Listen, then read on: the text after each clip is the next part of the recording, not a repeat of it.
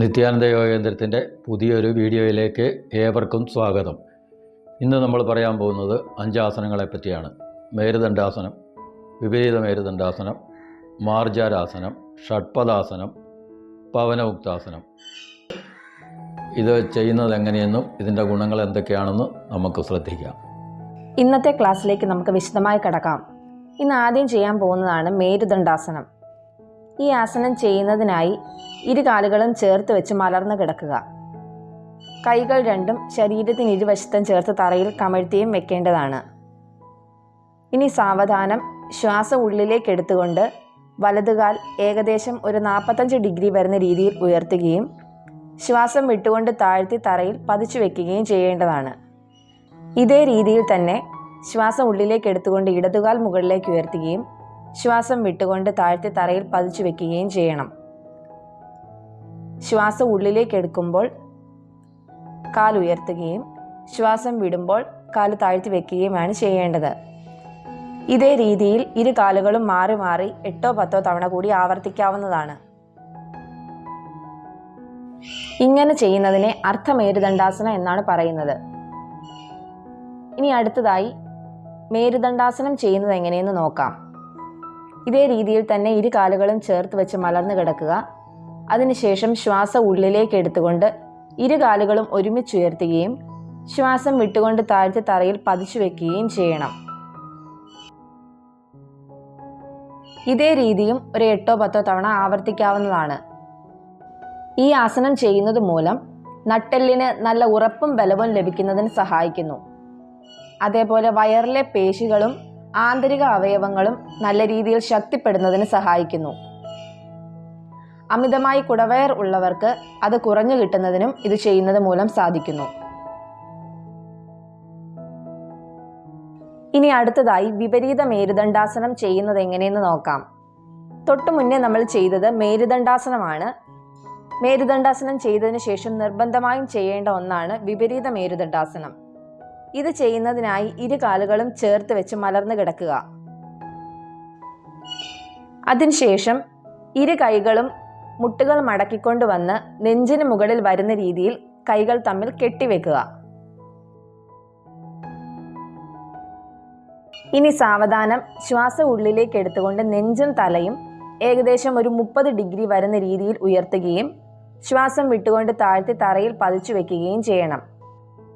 വീണ്ടും ഇതേപോലെ തന്നെ ശ്വാസം ഉള്ളിലേക്ക് എടുത്തുകൊണ്ട് ഉയർന്നു വരികയും ശ്വാസം വിട്ടുകൊണ്ട് താഴ്ത്തി തറയിൽ പതിച്ചു വെക്കുകയുമാണ് ചെയ്യേണ്ടത്.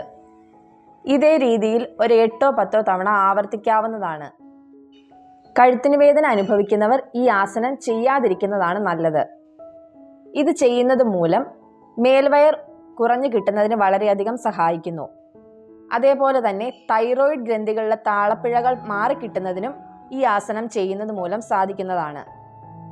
ഇനി അടുത്തതായി മാർജാരാസനം ചെയ്യുന്നത് എങ്ങനെയെന്ന് നോക്കാം. ഈ ആസനം ചെയ്യുന്നതിനായി ഇരു കാലുകളുടെയും മുട്ടുകൾ മടക്കി പൃഷ്ഠഭാഗം കാലുകളുടെ ഉപ്പുറ്റിയിൽ വരുന്ന രീതിയിൽ ഇരിക്കുക. ഇനി സാവധാനം ശ്വാസം ഉള്ളിലേക്ക് എടുത്തുകൊണ്ട് ഇരു കൈകളും മുകളിലേക്ക് ഉയർത്തുകയും ശ്വാസം വിട്ടുകൊണ്ട് താഴ്ത്തിക്കൊണ്ട് വന്ന് കാൽമുട്ടുകൾക്ക് മുന്നിലായി തറയിൽ ഉറപ്പിച്ചു കുത്തുകയും ചെയ്യണം.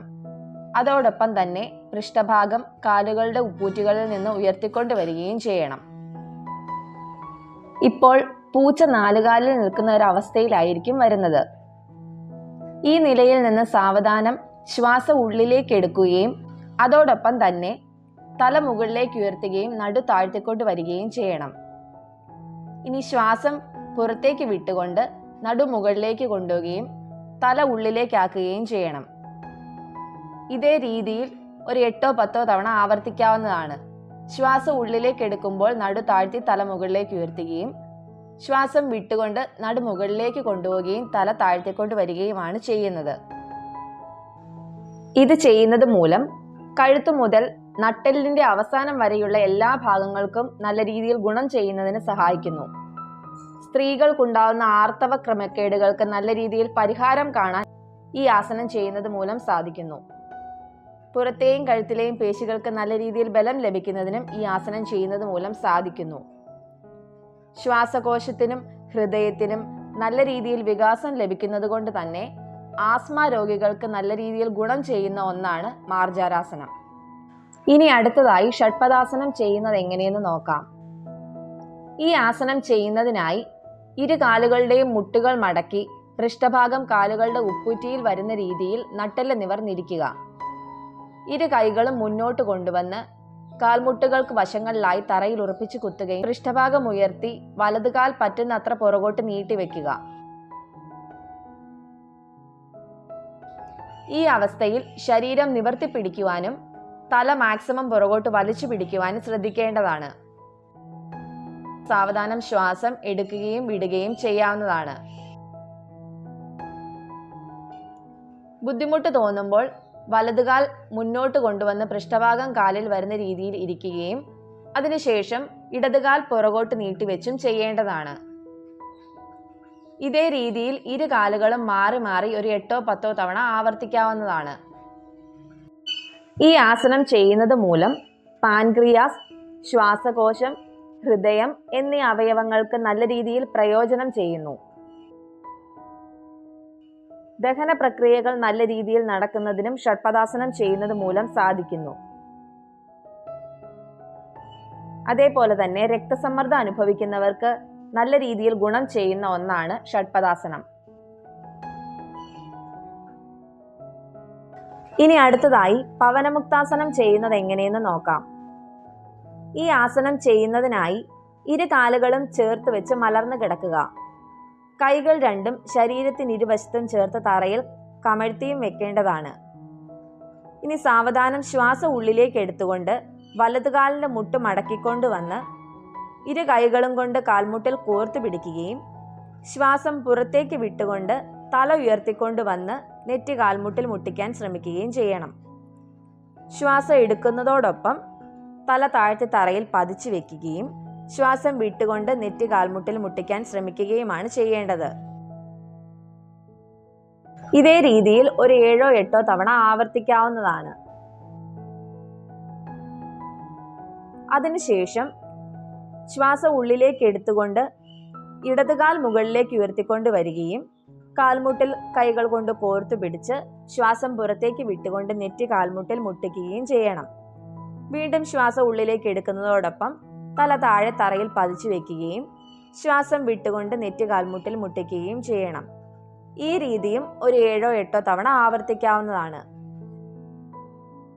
ഇങ്ങനെ ഓരോ കാലും മാറി മാറി ചെയ്യുന്നതിനെ അർത്ഥപവനമുക്താസനം എന്നാണ് പറയുന്നത്. ഇനി പവനമുക്താസനം ചെയ്യുന്നത് എങ്ങനെയെന്ന് നോക്കാം.